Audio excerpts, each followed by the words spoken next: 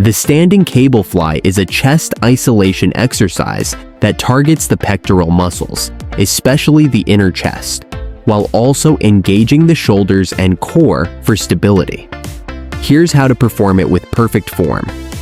Position the pulleys slightly above shoulder height on a dual cable machine. Attach single handle grips and select a manageable weight on both sides.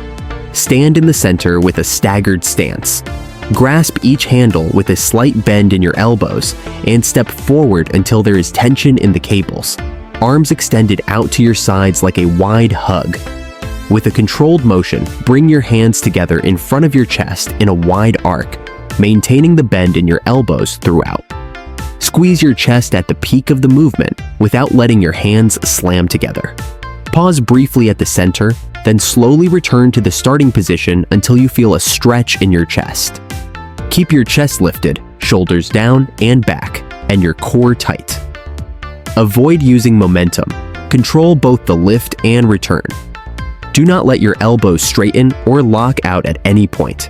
The standing cable fly is like the chest fly's more upright cousin, a solid move for beefing up your pushing muscles, including your chest, triceps, and shoulders.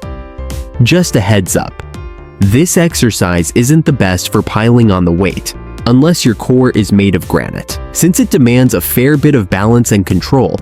And feel free to subscribe for more tips and tricks so you can live a healthy and fulfilling life. Remember, your health is your greatest wealth.